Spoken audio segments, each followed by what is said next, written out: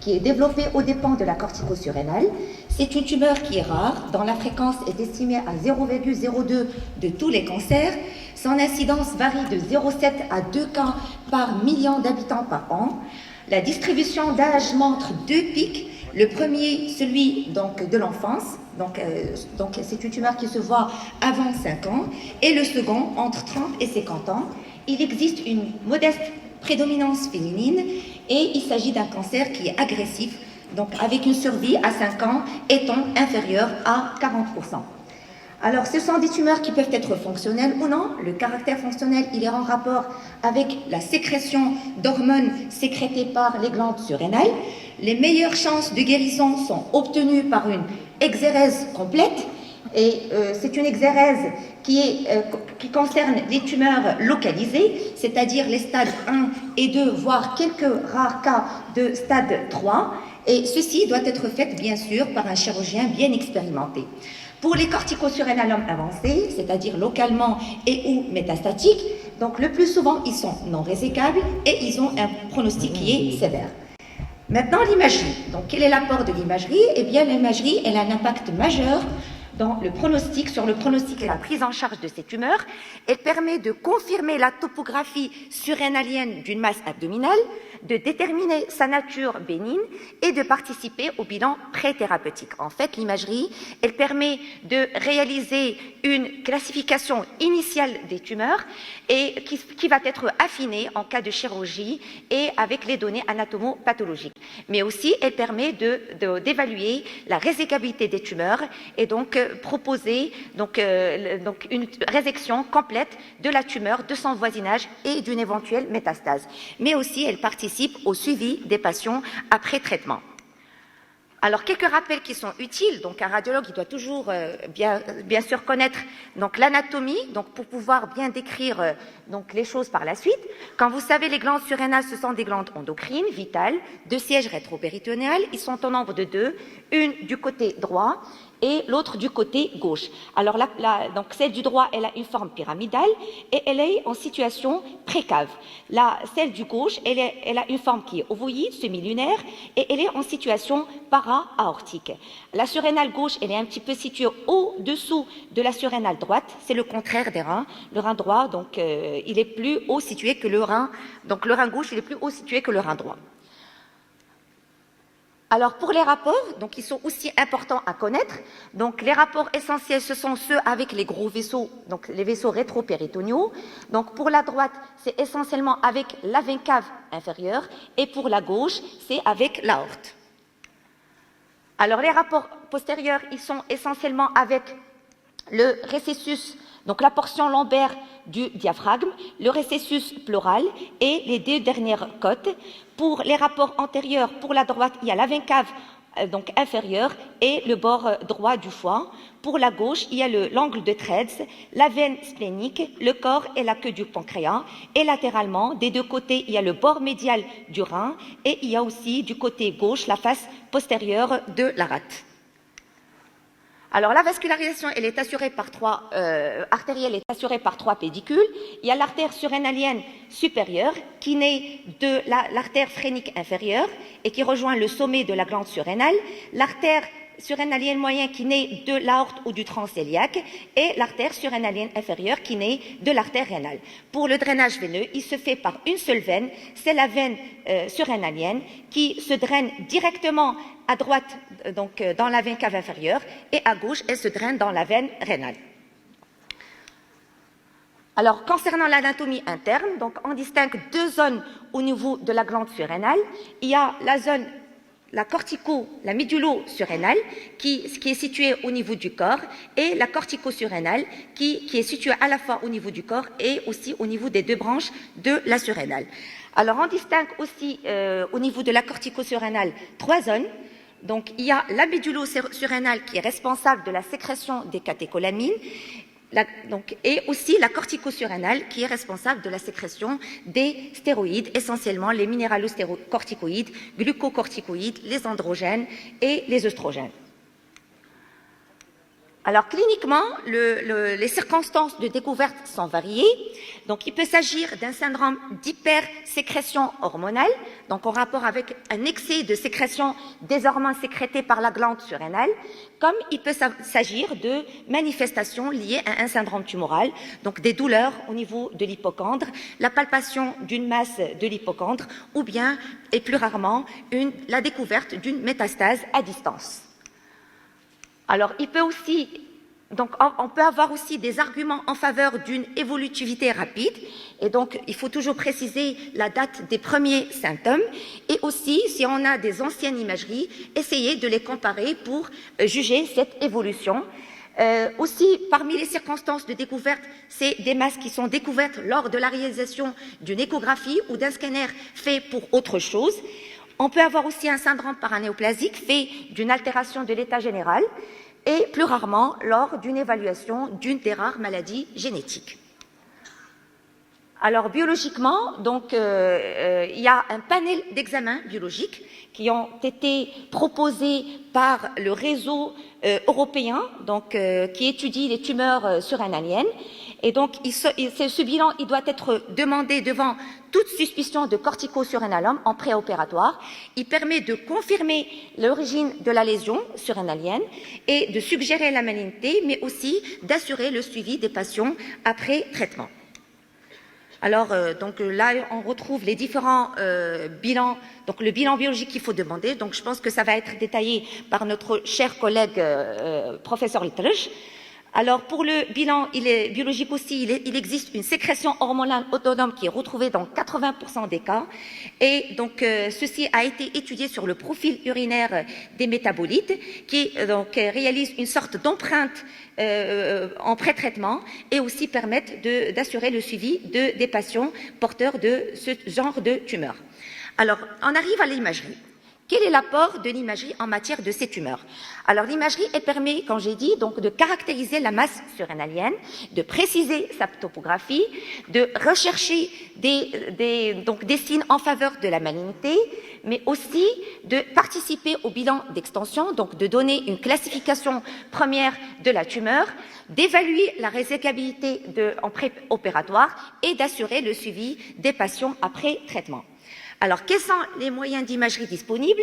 Donc, il y en a deux types. Il y a l'imagerie conventionnelle basée essentiellement sur le scanner et l'IRM, et il y a l'imagerie fonctionnelle de médecine nucléaire. Donc, il s'agit essentiellement du TEP-O18, donc fluorodésoxyglucose. Alors, tout d'abord, on va voir l'imagerie conventionnelle. Donc, c'est le scanner, c'est l'examen de choix. Donc, à demander devant toute suspicion de tumeur maligne de la cortico-surrénale. Donc, bien sûr, avant de réaliser cet examen, il faut éliminer les contre-indications à sa réalisation, donc essentiellement l'insuffisance rénale, l'allergie à l'iode et la grossesse, en particulier durant le premier trimestre de la grossesse. Alors techniquement, donc le patient il est installé en décubitus dorsal. Donc on réalise donc des coupes fines de l'ordre de 1 à 3 mm et on réalise par la suite plusieurs acquisitions. La première acquisition, elle est réalisée sans injection du produit de contraste. Donc, elle est systématique, elle permet de donner une idée sur la morphologie de la surrénale, de mesurer la densité de la masse et parfois elle est suffisante pour poser le diagnostic donc d'une lésion surrénalienne. Alors, par la suite, on réalise une acquisition après injection intraveineuse du produit de contraste. On injecte donc une quantité de l'ordre de 100 cc avec un débit de 3 cc par seconde. Et donc cette acquisition, elle permet de mesurer la densité donc des lésions, donc et le rehaussement des lésions. Et donc elle est réalisée lorsque la densité de la masse est estimée à plus de 10 unités de rince vide, donc sur le scanner sans injection. Et donc ça permet aussi de calculer le pourcentage du lavage absolu et relatif d'une masse surrénalienne. Bien sûr, l'acquisition elle est axiale au départ, mais on peut céder des reconstructions dans les différents plans. Donc ces reconstructions elles sont très utiles en cas de lésion très volumineuse pour bien apprécier sa topographie et ses rapports. Alors en cas de tumeur maligne, en cas de cortico-surrénalome, une acquisition thoraco-abdominopelvienne est indispensable pour faire un bilan d'extension complet. Alors, les résultats normaux, donc une surrénale normale, elle a une forme donc en V ou en virgule. Donc, elle mesure donc, au niveau de son corps, moins de 10 mm et au niveau de ses bras, moins de 5 mm. Elle a un aspect rectiligne et aussi ou convexe et jamais ses bras ne sont convexes. Sa densité spontanée elle est estimée à entre 25 et 40 unités de Hounsfield. Alors, passons maintenant aux caractéristiques scanners du corticosurrénalome. Donc, la première étape, c'est d'apprécier la taille de la tumeur et sa morphologie. Alors, plus la taille est très augmentée, plus la probabilité d'une lésion surrénalienne donc elle est donc augmentée. Et donc, la plupart des corticosurrénalomes donc sont des lésions très volumineuses. Donc, comme vous le voyez ici sur cette coupe scanographique axiale, donc on voit une grande masse surrénalienne gauche, donc qui dépasse 5 cm de diamètre. Elle a des contours irréguliers et mal limités, et elle est hétérogène, donc par la présence des zones de nécrose. Parfois aussi, on voit des zones donc hémorragiques, et les calcifications, elles sont retrouvées dans 30% des cas. La deuxième étape, c'est d'analyser la densité en contraste spontané. Donc, comme je l'ai dit tout à l'heure, l'acquisition en contraste spontané permet de mesurer la densité de la lésion. Et donc, comment mesure-t-on cette densité? C'est à l'aide d'un ROI, donc qui est déposé sur la masse. Et bien sûr, il ne faut pas donc positionner ce ROI n'importe comment. Il faut qu'il occupe les 2/3 de la surface de la lésion. Il doit être déposé sur sa partie médiane. Et il faut toujours éviter, quand on fait la mesure, éviter les zones de nécrose, d'hémorragie et des calcifications.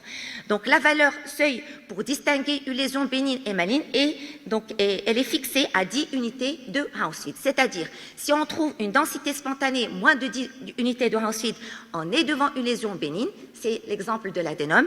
Si on a une densité plus de 10 unités de Hounsfield, il faut compléter par une acquisition avec injection du produit de contraste et donc apprécier donc, le lavage absolu de la lésion. Alors, pourquoi on mesure cette densité spontanée? Parce qu'elle nous donne une idée sur le contenu, donc la composition graisseuse de la lésion surrénalienne. Plus donc, le contenu est important, plus c'est en faveur d'une lésion bénigne. Alors que les lésions malignes, elles sont pauvres en lipides. Alors, la densité basse inférieure, donc on parle de densité basse lorsque elle est inférieure à 10 unités de Hounsfield, et comme je l'ai dit, c'est le reflet du contenu lipidique. Elle a une excellente valeur prédictive négative. Alors, toute tumeur et masse surrénalienne qui a une densité inférieure à 10 unités de Hounsfield peut être considérée comme bénigne. Donc, c'est avec une spécificité qui est estimée à 98%, et c'est le cas de l'adénome. Par contre, les corticosurrénalomes, ils ont une densité spontanée qui est supérieure ou égale à 18 unités de Hounsfield. Alors, la troisième étape, c'est d'étudier le lavage. Donc, comme on a dit, on réalise une acquisition sans injection. Puisque la densité spontanée elle est supérieure à 18 unités, il faut compléter par l'acquisition avec injection. Et donc, quand on réalise cette acquisition, donc ça nous permet d'apprécier et d'avoir une idée sur la vascularisation de la masse. Et donc, dans ce cas-là, on utilise deux quantifications. Donc, la première, c'est celle du lavage absolu et la deuxième, c'est celle du lavage relatif. Et dans ce cas-là, on réalise après injection deux mesures. La première, elle est réalisée au temps portal, donc à 1 minute après injection, et la deuxième à 10 à 15 minutes après injection. Alors, je vais vous montrer des exemples par la suite pour donc expliquer mieux ça. Alors, toujours dans la troisième étape, donc ce qu'il faut savoir, c'est que lorsqu'on mesure ce lavage absolu et relatif, donc il est toujours inférieur à 50% pour les corticosurrénalomes. Maintenant, si on le retrouve supérieur à 60 pour l'absolu et supérieur à 40 pour le relatif, dans ce cas-là, on est devant une lésion bénigne. C'est l'exemple de l'adénome. Alors, la quatrième étape, donc analyser la masse, mais par la suite, il faut analyser et faire le bilan d'extension. Donc, il faut apprécier l'invasion loco-régionale, c'est-à-dire l'extension aux structures de voisinage, rechercher des adénopathies donc loco-régionales et bien sûr rechercher des métastases donc à distance, en particulier hépatiques, pulmonaires, osseuses, péritonéales et cérébrales. Alors là, c'est des exemples. Donc là, on est devant des images d'une patiente âgée de 25 ans qui était admise pour une masse surrénalienne qui est découverte fortuitement et chez qui un scanner a été demandé. Et donc, on voit ici, sur cette coupe axiale, l'acquisition sans injection, et sur les deux autres, l'acquisition, donc après injection au temps portal, c'est-à-dire à 1 minute après injection du produit de contraste, et par la suite, une acquisition au temps tardif. Et donc, par la suite, il faut mesurer, comme j'ai dit, les densités. Donc, la mesure de la densité en contraste spontané, donc dans ce cas-là, elle est estimée à 35, donc c'est supérieur à 10 unités de Hounsfield. Et donc, dans ce cas-là, il faut compléter par l'injection. Et quand on a injecté, donc on a mesuré la densité sur l'acquisition à 1 minute. Donc ici, elle est estimée à 66. Et sur le temps tardif, elle est estimée à 63. Donc quand on a calculé le washout, dans ce cas-là, il est estimé à 12. Et donc, on va dire qu'il est inférieur à 50%, c'est-à-dire, donc ceci est en faveur d'une lésion qui est maligne.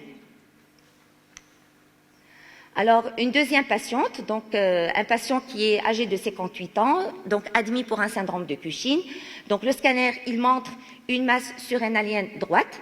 Donc, c'est une masse qui est hétérogène parce qu'on a des zones de nécrose, des calcifications. Et donc, la densité aussi en contraste spontané, elle était supérieure à 10. Donc, il fallait injecter. Donc, après injection, on a réalisé les deux acquisitions à 1 minute et au temps tardif. Et donc, le washout, il était donc aussi inférieur à 50% et c'était en rapport avec un cortico-surrénal.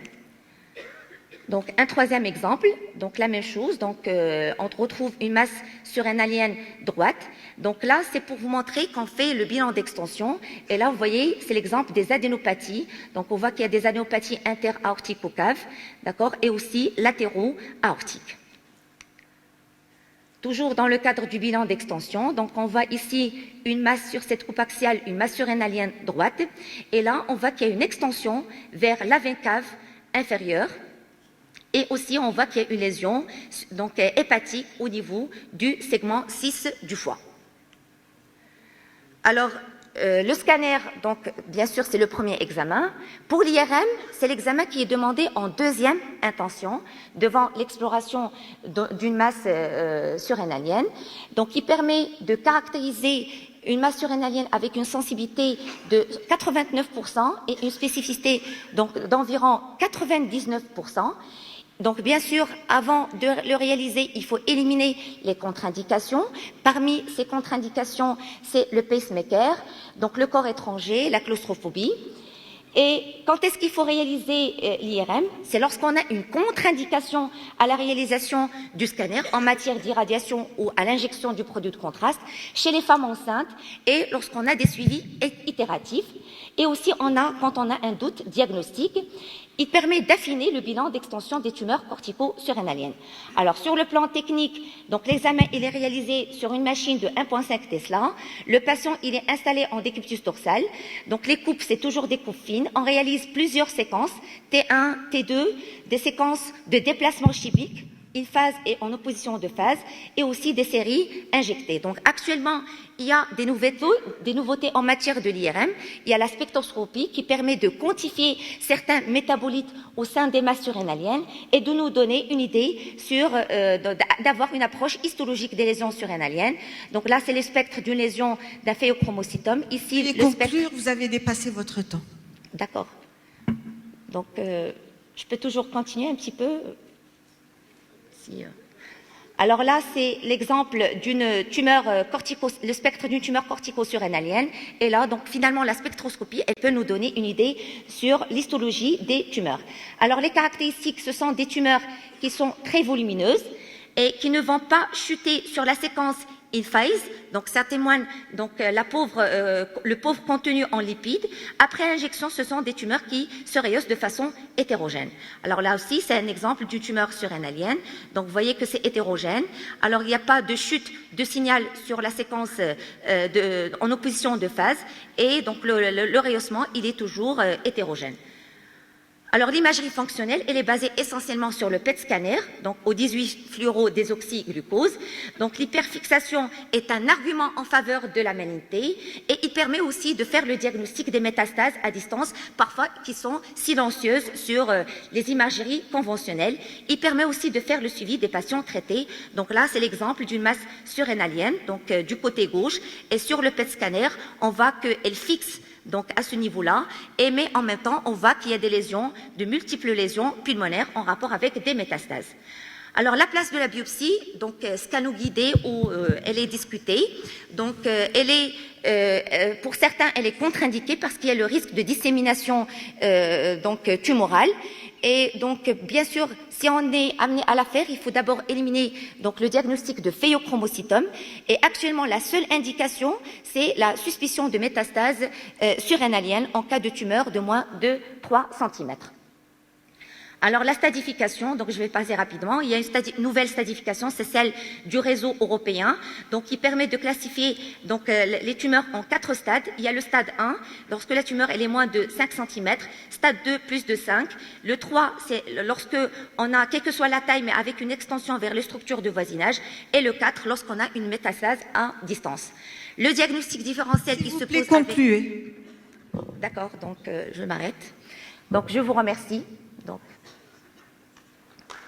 parfait.